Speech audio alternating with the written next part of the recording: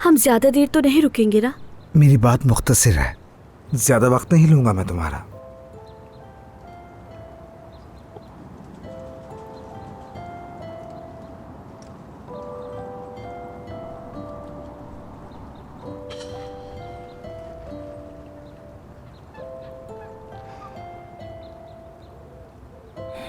सालों से मैं कुछ नहीं कर पाया था जुमाना। अब जबकि ऐसा लगा कि कामयाब हो जाऊंगा तो अपनी ही बेवकूफी से सब ख्वाब खो दिए मैंने। अभी भी तुम्हारे पास बहुत वक्त है। क्या मतलब? मेरी नजर में ख्वाब हमेशा दिलो दिमाग में होते हैं। मुझे लगता है ख्वाब सिर्फ उस वक्त खो जाते हैं जब तुम ख्वाब देखना छोड़ देते हो। समझ आई?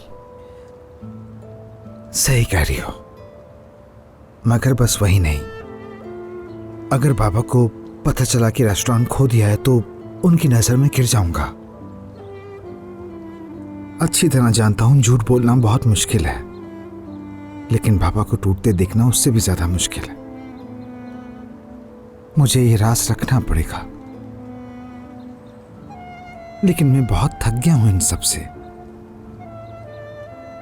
मेरे बाबा कहा करते थे कि सही वक्त आने पर इंसान को सब कुछ मिल जाता है। बस थोड़ा सब्र करो, इस सब्र का सिला तुम्हें जरूर मिलेगा, मुझे यकीन है।